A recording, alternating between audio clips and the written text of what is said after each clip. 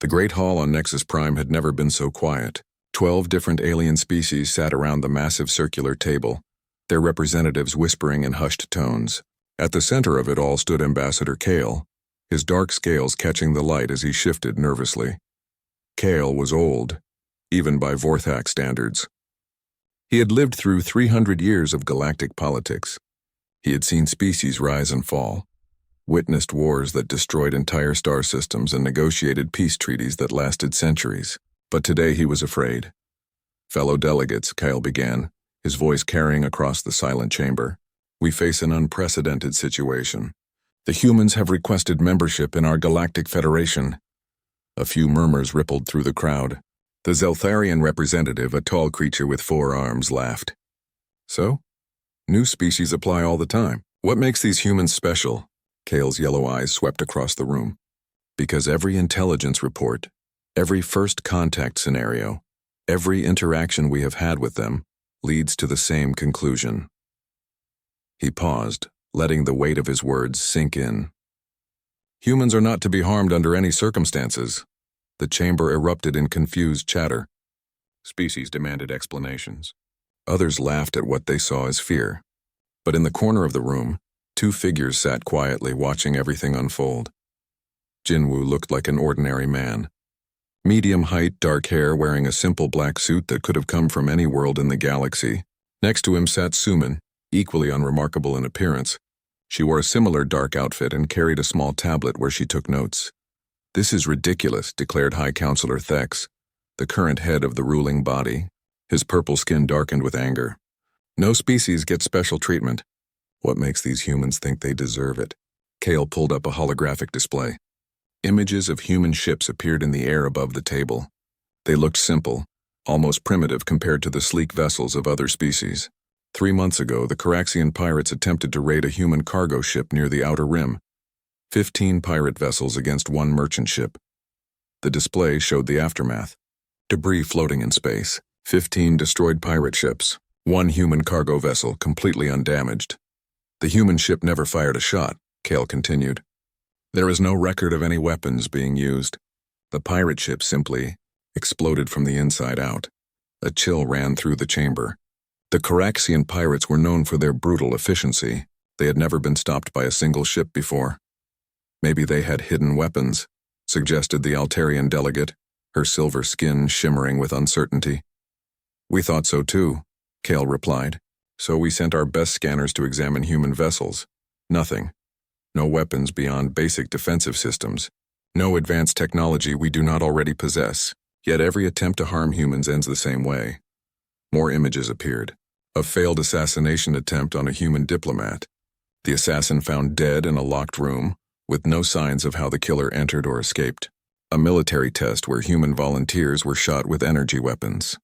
The weapons malfunctioned, exploding in the hands of those who fired them. There have been 47 documented attempts to harm humans in the past year, Kale said. All have failed. Many resulted in the deaths of those who tried. The room fell silent again. Even the most skeptical delegates looked troubled. High Counselor Thex turned to the human delegation. "Well, what do you have to say about this?" Jinwoo stood slowly. When he spoke, his voice was calm and steady. "We prefer not to show you. Trust us, you do not want to find out." "That is not an answer," Thex demanded. "This council requires proof of worthiness for membership. Show us your weapons. Demonstrate your technology." Suman looked up from her tablet for the first time. She met Thex's gaze directly, and something in her dark eyes made the powerful counselor step back. "Some doors should not be opened," she said quietly. The Zeltharian representative slammed his fist on the table. "Enough of this mystery. You humans think you can intimidate us with parlor tricks and coincidences. My species has conquered 100 worlds." Jinwoo nodded politely. "We know. We have been watching." "Watching?" The Zeltharian laughed. "From where?" "We have scanned every system near your territory. There are no human ships, no bases, no monitoring stations." "No," Jinwoo agreed. "There are not." The simple response carried a weight that made several delegates shift uncomfortably. Kale cleared his throat. "This brings us to the real issue," the old Vorthak said. "Humans have been in contact with galactic civilization for less than 50 years. Yet they know things they should not know. They appear in places they should not be. They prevent conflicts before they start without explanation. Examples filled the holographic display. A war between two species that ended when their key military leaders suddenly disappeared. A plague that stopped spreading when human medical supplies mysteriously appeared on the affected worlds. Trade disputes resolved when important documents vanished from secured vaults, only to reappear with new, fairer terms. You have been interfering in galactic affairs, accused the Manthan delegate, his insect-like features clicking with anger. We have been helping, Suman replied simply. Without permission. Permission from whom? Jinwoo asked. Should we have let the Carillion War happen? 2 billion lives saved because a few key weapons shipments went missing. Should we have allowed the Red Death Plague to spread? Entire species protected because medical supplies appeared when needed. The chamber buzzed with nervous energy. Every delegate recognized the incidents Jinwoo mentioned. Events that had shaped galactic history. Wars that should have happened but did not. Disasters that mysteriously resolved themselves. High Counselor Thek stood, his purple skin now pale with realization. How long have you been watching us? Long enough, was all Jinwoo said. Kale stepped forward again. This is why I called this emergency session. Every species in this room has encountered humans at critical moments in their history. Always helping, always preventing disaster. Always disappearing before questions could be asked. The old Vorthak's voice dropped to a whisper. I have reviewed our historical records going back 5 centuries. Humans appear in our files, helping during our civil war, preventing our extinction during the Great Plague, ensuring our survival when our sun began to die. But according to all official records, we did not make contact with humanity until 50 years ago. The implications hung heavy in the air. If humans had been secretly involved in galactic affairs for centuries, what did that mean? What were they really capable of? Jinwoo and Suman exchanged a glance. Without a word, they both stood. The session is ended, Jinwoo announced. You have 3 days to decide. Accept our membership or do not. But understand this, we will continue to do what we have always done. And what is that? Thex demanded. Suman smiled for the first time, and it was not a comforting expression. Protect you from things you cannot even imagine. The two humans walked out of the chamber, leaving behind a room full of the galaxy's most powerful beings, all wondering the same thing. What had they gotten themselves into? General Vex stared at the tactical display with satisfaction. 3 of his finest warships hung in space, weapons charged and ready. Before them floated a single human research station, looking as fragile as a soap bubble against the stars. The Zeltharian military had a simple philosophy: test everything. New species, new technologies, new threats. All had to be measured against Zeltharian might. The humans claimed to be untouchable. Today, Vex would prove them wrong. General, his communications officer reported, the human station is responding to our hail. Put them through. The main screen flickered, showing a human male in a simple uniform. He looked tired, as if he had been working long hours. The nameplate on his chest read, Commander Hyunwoo. Zeltharian vessels, Hyunwoo said calmly. You are in human space without permission. Please state your intentions. Vex laughed, a sound like grinding metal. Human, I am General Vex of the Zeltharian Syndicate. Your species claims to be under galactic protection. We are here to test that claim. Hyunwoo rubbed his eyes. I see. And how exactly do you plan to test it? By destroying your pathetic little station. Vex gestured to his weapons officer. You have 5 minutes to evacuate. That is very kind of you, Hyunwoo replied. Most species do not give us time to prepare. Something in the human's tone made Vex pause. Prepare for what? For disappointment. Hyunwoo's image vanished from the screen. Vex stared at the blank display for a moment, then shook his head. Humans were strange, but they would die like any other species. Begin the attack. The 3 Zeltharian ships opened fire. Energy beams lanced across space, striking the research station with enough force to vaporize a small moon. The station's shields flared briefly, then failed completely. But the station did not explode. Instead, it began to glow. Sir, the weapons officer said, his voice uncertain. Our beams are not penetrating. They appear to be absorbed. Vex moved to the sensor station. The readings made no sense. Their weapons were hitting the target, but the energy was not dissipating. It was going somewhere else. Inside the research station, Commander Hyunwoo walked calmly through corridors that should have been filled with death and destruction. Instead, they hummed with increased power. Emergency lighting had been replaced by a warm, steady glow. He found Dr. Nari in the main laboratory, still working at her equipment as if nothing was happening. Outside the reinforced windows, energy beams continued to strike the station's hull. "How are the readings?" Hyunwoo asked. Nari did not look up from her instruments. "Excellent. The conversion rate is 97%. We are getting more power than our generators normally produce." "Good. Send the signal." Nari pressed a single button on her console. General Vex was growing frustrated. His ships had been firing for 10 minutes, and the human station looked healthier than when they started. If anything, it seemed to be growing brighter. "Sir," his sensor officer called out, "I am detecting strange readings throughout the system." "What kind of readings?" "I am not sure. It is like space itself is shifting." Vex was about to demand a better explanation when his tactical officer screamed, "Ships! Human ships everywhere!" The main display exploded with new contacts. Dozens of human vessels appeared around the Zeltharian fleet. Not arriving through hyperspace or emerging from wormholes, simply materializing as if they had always been there. But that was impossible. Vex's ships had the best sensors in the galaxy. They had scanned the entire system before attacking. It had been empty except for the research station. "Where did they come from?" Vex demanded. His sensor officer was sweating, all four of his hands dancing over the controls. "Sir, according to our readings, they were always there. But also they were not there. I cannot explain it. The human ships were unlike anything Vex had seen. They looked almost organic, with smooth curves and surfaces that seemed to shift and flow. They moved without visible engines, turning in ways that should have been impossible." General Vex, a new voice came over the communications channel, a human female this time wearing the same simple uniform. Her nameplate read, "Captain Sohee. You wanted to test our defenses. How are we doing so far?" "This is a trick," Vex snarled. "Some kind of cloaking technology." "No," Captain Sohee replied. "No tricks. No cloaking. We were here the whole time. You just were not looking in the right place." "That makes no sense." "It does to us." The human captain's expression was patient, like a teacher explaining something to a slow student. "Your species exists in 3 dimensions. We exist in more." Vex felt cold fear creeping up his spine. "Impossible, is it? Your sensors detect matter and energy in 3-dimensional space. What if we were in the same location, but shifted slightly out of phase? What if we existed in dimensions you cannot perceive?" The implications hit Vex like a physical blow. If humans could exist in multiple dimensions, then they could be anywhere, everywhere, watching, unseen and undetected. "The research station," he whispered, "was bait," Captain Sohee confirmed. "We knew someone would eventually test us. We prepared for it."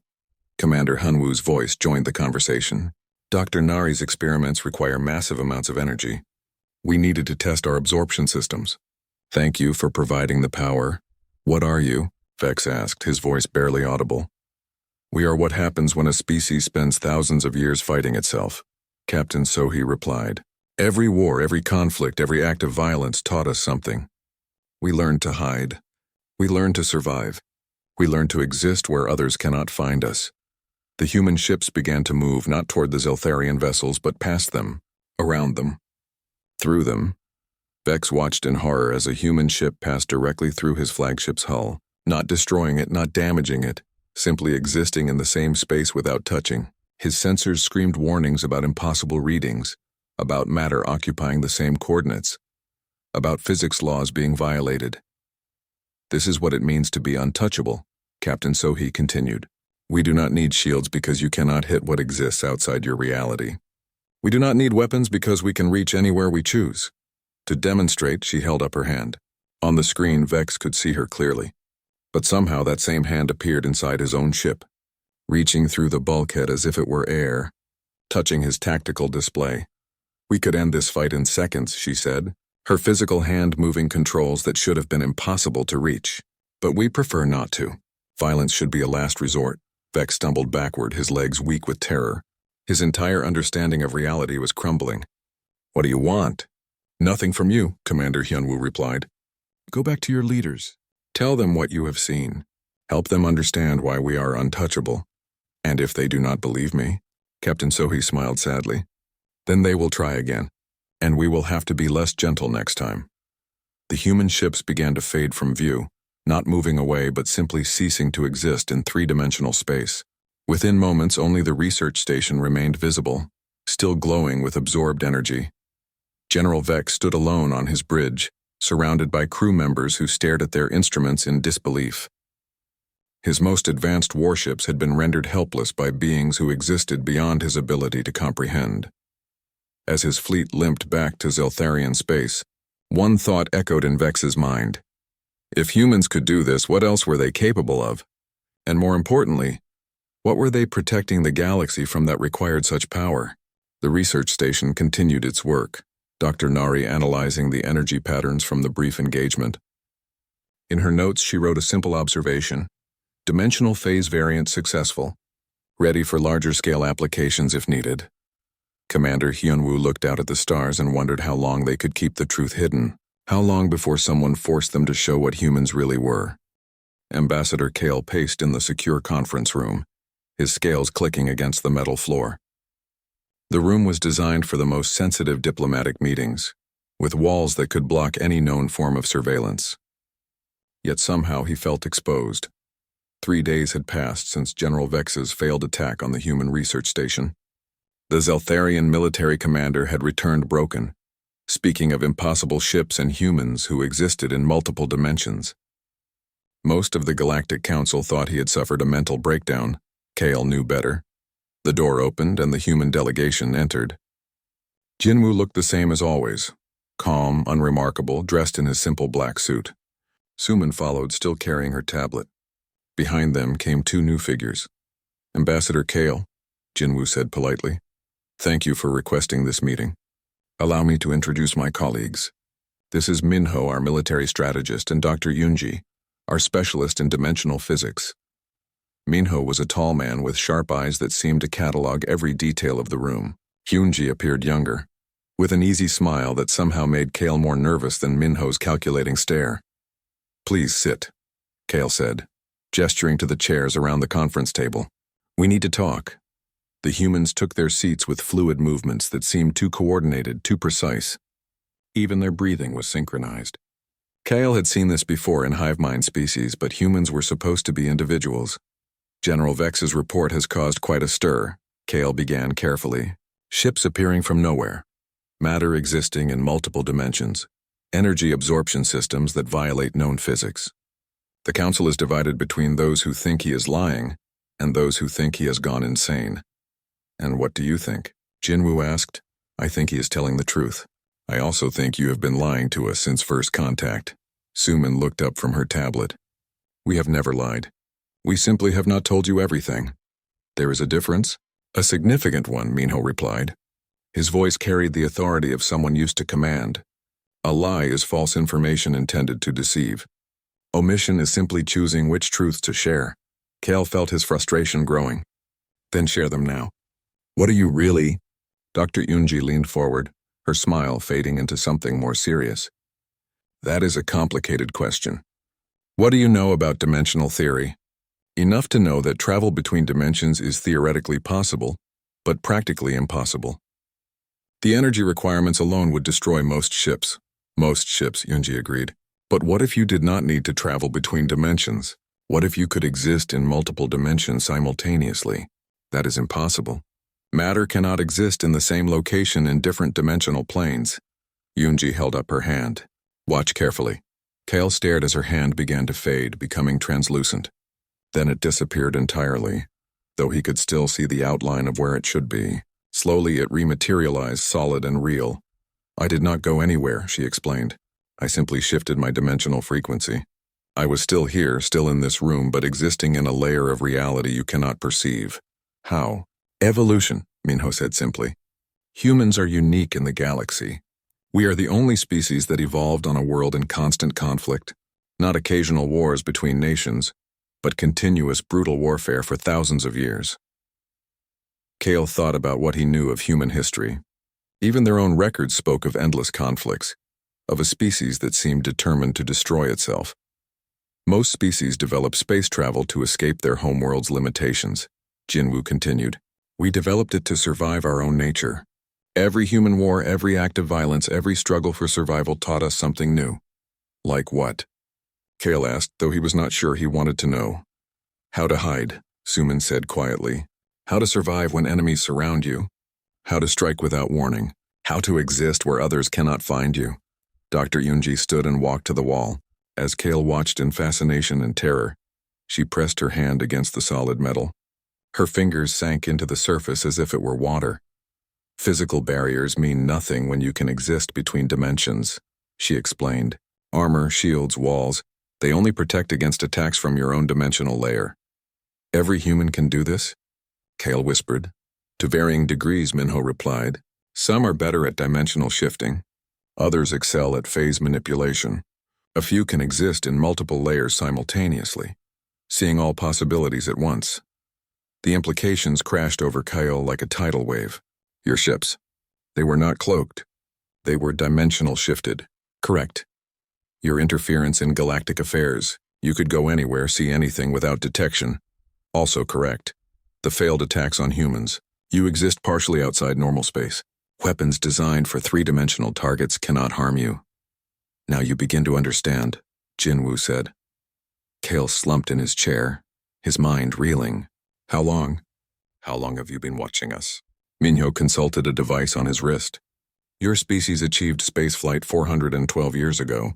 We have been observing since your first interstellar voyage. Observing or interfering? Both, Suman admitted. Your civil war would have destroyed your homeworld.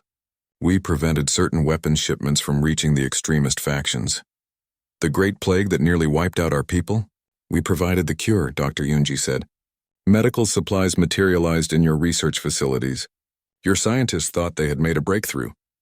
When our sun began to die, we adjusted its nuclear processes, Minho replied matter-of-factly, as if manipulating stellar phenomena were a simple task. A few subtle changes to the fusion reactions. Your astronomers probably noticed some unusual readings but dismissed them as measurement errors. Kyle stared at the humans around the table. They looked so ordinary, so harmless. Yet they casually spoke of manipulating stars and preventing civilizational collapse. Why? He asked. Why help us? Why help any of us? Because that is what we do, Jinwoo said simply. Humans are predators, Ambassador. We evolved to hunt, to fight, to destroy our enemies. But we learned something important during our long history of warfare. What? The greatest victory is preventing the fight from happening at all. Dr. Yunji returned to her seat, her hand now fully solid again. We could conquer the galaxy easily, appear inside enemy ships, phase through their defenses, strike at will from dimensions they cannot perceive. It would be simple, but pointless, Minho added. Conquest requires maintenance. Oppression breeds resistance. Better to guide than to rule. So you became our invisible guardians, Kale said, understanding beginning to dawn. We became the galaxy's immune system, Suman corrected. Identifying threats, neutralizing dangers, maintaining balance. Most species never knew we existed. Until now. Until now, Jinwoo agreed. Recent events have forced us to be more direct. There are dangers approaching that require coordination between species. What dangers? The four humans exchanged glances. Some silent communication passed between them, too quick for Kale to follow.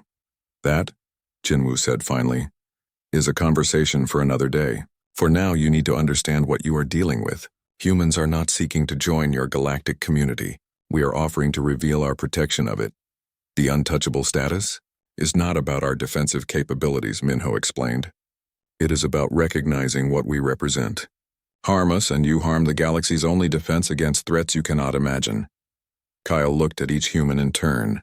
Jinwoo, calm and diplomatic. Suman, quietly observant. Minho, calculating and precise. Dr. Yunji, brilliant and terrifying in her casual manipulation of reality itself.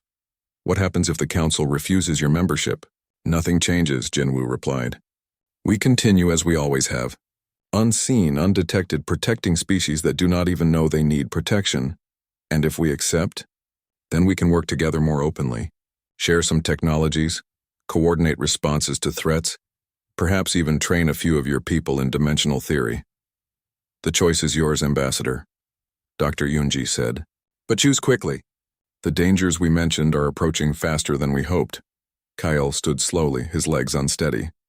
I need to report to the council. Of course, Jinwoo said. But remember, some truths are harder to accept than others. Your people will struggle with what we have shown you today. As Kale reached the door, he paused. One more question. If you can do all of this, if you have such power, what could possibly threaten the galaxy that requires our cooperation? The humans were quiet for a long moment. Then Suman spoke, her voice carrying a chill that made Kale's scales stand on end. Something that learned to hunt us. Captain Taeyang floated in the observation deck of his deep space exploration vessel, watching the stars through the transparent aluminum viewport. His ship had been drifting at the edge of the galaxy for 6 months, officially mapping uncharted systems. Unofficially, he was doing something far more important. The communication console chimed softly. Taeyang pushed himself toward it with practiced ease, his body adapted to long periods in zero gravity. Captain, came the voice of his communications officer. Soyeon, we have a priority transmission from command. Put it through. The holographic display activated, showing Admiral Dongyun's weathered face. The old man looked tired, as if he had not slept in days. Taeyang, we need your exploration data. All of it. The situation has changed. How changed, sir? The council meeting on Nexus Prime has forced us to accelerate our timeline. Ambassador Jinwoo revealed dimensional capabilities to the Vorthak representative. We can no longer maintain the fiction of recent arrival. Taeyang nodded slowly. He had been expecting this for years. How much do you want me to release? Everything. Survey data, observation logs, interaction records. The galaxy needs to understand the true scope of our presence. Over the next hour, Taeyang transmitted files that would reshape galactic understanding of human involvement in interstellar affairs. His exploration logs showed human ships observing alien civilizations for over 2 centuries. Always at the edge of sensor range, always careful to remain undetected. Meanwhile, on a monitoring station hidden in the shadow of a gas giant, communications specialist Soyeon reviewed her intercept records. For 15 years, she had listened to alien transmissions, tracking political developments, military movements, and potential threats across dozens of worlds. Her files told a story of careful intervention, the Manthan-Carillion border dispute that nearly led to war, defused when key military leaders received anonymous intelligence about enemy troop movements. The Zeltharian expansion that threatened 3 neutral systems stopped when their supply convoys began suffering mysterious technical failures. The assassination attempt on the Altarian peace negotiator prevented when the would-be killer was found unconscious in his hotel room, with no memory of how he had been subdued. The terrorist attack on the Vorthak colonial transport averted when the bomb simply vanished from the ship's cargo hold. Each incident seemed unconnected, random technical failures and fortunate coincidences. Together they painted a picture of invisible hands guiding galactic events, preventing conflicts before they could escalate. Captain Yuki sat in the command chair of her patrol vessel, reviewing deployment schedules that few beings in the galaxy were authorized to see. Her ship was one of hundreds scattered throughout known space, each disguised as a civilian vessel or hidden in dimensional phase. The patrol routes covered every major shipping lane, every diplomatic meeting point, every potential flashpoint for conflict. Human observers had been present at every significant galactic event for the past century, ready to intervene if necessary. Captain, her tactical officer reported, we have confirmation from all patrol groups. The network is ready. Yuki nodded. The research stations that dotted human space were not research facilities at all. They were command and control nodes for the largest surveillance network in galactic history. Every human ship, every observation post, every agent working in alien societies reported through these stations. The true scope was staggering. Humans had been present during the formation of the current Galactic Council. They had observed the rise and fall of 3 different imperial powers. They had prevented no fewer than 47 major wars and countless smaller conflicts, all without anyone knowing they existed. Dr. Nari finished her analysis of the dimensional phase technology that had so thoroughly confused General Vex. Her research stations had been perfecting energy, absorption and conversion techniques for decades, but that was only a small part of their true function. Each station was a monitoring post, capable of observing events across multiple dimensional layers simultaneously. They could detect ships approaching from any direction, including through hyperspace. They could identify potential threats while they were still in the planning stages. More importantly, they could coordinate responses across the entire human network. When the Caraxian pirates had attacked that cargo ship months ago, 17 different human vessels had been monitoring the situation. The pirates never had a chance. Commander Hyunwoo reviewed casualty reports from conflicts that the galaxy thought had been resolved through diplomacy or random chance. The numbers were sobering.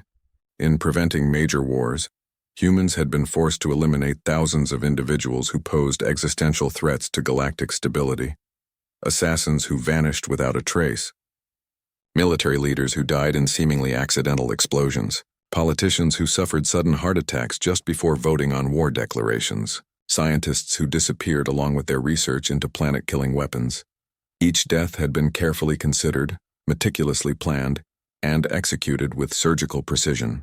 The galaxy remained peaceful because humans had been willing to do what others could not, make the hard choices that prevented larger tragedies. The scope of human operations was beyond anything the Galactic Council had imagined. Humans had not just observed alien civilizations, they had guided them, shaped their development, prevented their destruction. Trade routes had been established because human agents ensured that initial negotiations succeeded. Diplomatic relationships had flourished because potential conflicts were resolved before they began. Scientific breakthroughs had occurred because human researchers shared knowledge through carefully orchestrated coincidences. The galaxy's golden age of peace and prosperity had not happened naturally. It was the result of 2 centuries of careful management by beings who existed in the spaces between normal, reality. Admiral Donghyun stood before a holographic display showing the positions of every human vessel in known space. There were thousands of them, from massive command ships to single-person scouts. They formed a web of surveillance and protection that encompassed the entire galaxy. "Begin Phase 2, he ordered. Across dozens of worlds, human agents began revealing themselves to their alien contacts. Diplomats who had worked alongside alien governments for years admitted their true nature. Scientists who had collaborated on research projects revealed that they had been guiding the work toward specific goals. Military advisors confessed that their strategic recommendations had been designed to prevent conflicts rather than win them. The revelation sent shockwaves through every major government. Trusted allies admitted to being alien agents. Advisors revealed that they had been manipulating policy for decades. Scientists confessed that breakthrough discoveries had been gifts from a more advanced species. On the industrial world of Kepler Prime, the Manthan Council of Ministers discovered that their chief economic advisor was human. For 20 years he had guided their trade policies, ensuring prosperity while preventing the resource conflicts that had plagued their history. In the Altarian Diplomatic Corps, 3 senior negotiators revealed their true nature. They had been present at every major peace treaty signing for the past century, subtly guiding discussions toward compromise and understanding. The Vorthak Military Command learned that their most successful strategic planning algorithm had been developed with human assistance. The computer system that had helped them avoid conflicts with neighboring species contained code, written by beings who could exist in multiple dimensions. Each revelation followed the same pattern. Shock, disbelief, anger, and finally understanding. The humans had not conquered or exploited. They had helped, guided, and protected. The golden age of galactic civilization had been built on a foundation of invisible human support, but perhaps the most shocking revelation came from the deepest space observation posts.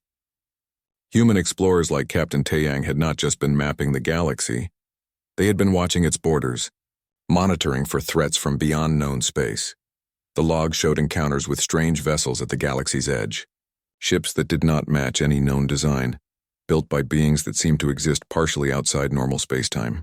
Most of these encounters had ended with the alien vessels withdrawing after brief contact with human scouts. For 50 years, humanity's deep space fleet had been fighting a hidden war against entities that wanted to enter the galaxy. Most attempts had been turned back through diplomacy or demonstration of superior capability. But the logs also showed that these entities were becoming more aggressive, more numerous. The peaceful galaxy that alien species knew existed only because humans had been holding back a tide of threats that would have overwhelmed any individual civilization. The scope of human involvement became clear. One question echoed across the galaxy. If humans had been protecting them for so long, what was coming that required them to reveal themselves? The answer would come sooner than anyone expected. The emergency session of the Galactic Council was unlike any in recorded history. Representatives from every known species crowded into the Great Hall on Nexus Prime, their faces showing fear, anger, and confusion in equal measure.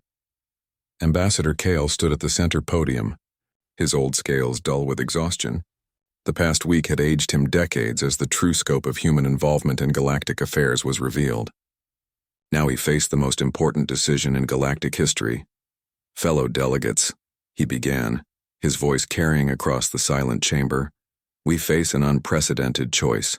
The humans have revealed themselves as our protectors for the past 2 centuries. The question before us is simple. Do we accept their protection or do we choose to face the future alone? High Counselor Thex rose from his seat, his purple skin dark with anger. They have manipulated us, lied to us. How can we trust beings who have controlled our civilizations without our knowledge or consent? Murmurs of agreement rippled through the crowd. Many delegates felt betrayed by the revelations of human involvement in their histories. The idea that their greatest achievements might have been guided by alien interference was difficult to accept. And yet, countered the Altarian representative, her silver skin shimmering with emotion, they saved us. Every one of us owes our survival to human intervention. Without them, my people would have died in the Red Death Plague. The Carillion War would have destroyed both our species, added the Manthan delegate. Human actions prevented the deaths of billions. The chamber erupted in heated debate. Some species demanded human withdrawal from their territories. Others argued for immediate alliance. The division threatened to tear the galaxy apart at the moment when unity was most needed. Jinwu sat quietly with the human delegation, waiting for the arguments to subside. Next to him, Admiral Dongyun monitored reports from the deep space observation posts. The news was not good. How much time do we have? Jinwu asked quietly. 6 hours, maybe less, Dongyun replied. They are moving faster than our projections indicated. Dr. Yunji looked up from her dimensional analysis equipment. The reality distortions are increasing. Whatever is coming exists partially outside normal spacetime like us, but with hostile intent. Suman finished her calculations on the tablet. Current galactic defense forces would last approximately 14 minutes against a full-scale assault. Even with human intervention, the casualties would be catastrophic without allied coordination. The debate in the chamber continued, delegates arguing over trust and sovereignty, while an invasion fleet approached from beyond the galaxy's edge. Finally, Jinwu stood. Honored delegates, he said, his calm voice somehow carrying over the chaos. While you debate our trustworthiness, the reason we revealed ourselves approaches your worlds. The chamber fell silent. Every eye turned to the human delegation. Show them, Admiral Donghyun ordered. The holographic displays around the chamber activated, showing the galaxy from above. At first, everything looked normal. Then the perspective shifted to show the reality layers that only humans could perceive. A wave of darkness was sweeping in from the galactic edge, ships that existed in multiple dimensions simultaneously, their forms shifting and changing in ways that hurt to observe. They moved through space like a plague, consuming everything in their path. The Void Swarm, Dr. Yunji explained, her voice tight with concern. They exist partially outside normal reality, feeding on the dimensional energy of living beings. They have been trying to enter our galaxy for centuries. We have held them back, Admiral Dongyun continued, but their numbers have grown. This is not a raid or an exploration. This is an invasion force designed to consume every living thing in the galaxy. The delegates stared in horror at the approaching darkness. The alien ships moved in perfect coordination, like cells in a single organism. Their technology appeared to blend biology and machinery in ways that defied understanding. General Vex, still shaken from his encounter with human dimensional technology, stood slowly. How many ships? Approximately 50,000 vessels in the first wave, Dongyun replied, each capable of phasing through normal defenses and feeding on dimensional energy. They are essentially immune to conventional weapons. But not to human weapons, the Zeltharian general said quietly. No, our dimensional abilities allow us to engage them on equal terms. But there are too many for humanity alone to handle. High Counselor Thex looked pale, his earlier anger replaced by desperate concern. What do you propose? Jinwu stepped forward. Full alliance. Combined fleets under unified command. Shared technology where appropriate. Most importantly, trust.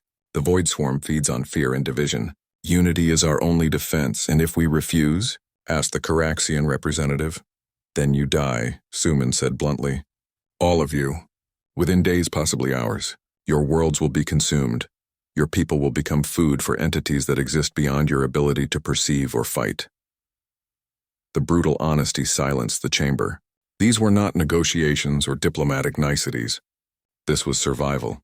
Captain Yuki's voice crackled over the communication system. Admiral, first contact in 4 hours. The advanced scouts are engaging our perimeter defenses. Understood, Dong-Yun replied. He turned to the assembled delegates. Decide now. We can begin evacuation procedures for your core worlds, but it will mean abandoning the outer colonies. Millions will die while you debate. Ambassador Kale looked around the chamber at faces filled with fear and uncertainty. Then he thought of his homeworld, his family, the billions of beings who depended on the decisions made in this room. The Vorthak Empire accepts alliance with humanity, he declared. One by one, other delegates stood. The Altarians, still grateful for their salvation from plague. The Manthans, remembering the wars that never happened. Even the proud Zeltharians, humbled by their encounter with human capabilities. Within minutes, every major species had agreed to the alliance. The vote was unanimous. Desperation had achieved what centuries of diplomacy could not. Excellent, Admiral Dong-Hyun said. Fleet deployments beginning immediately. All civilian populations to designated safe zones. Military forces to report to human command vessels for coordination.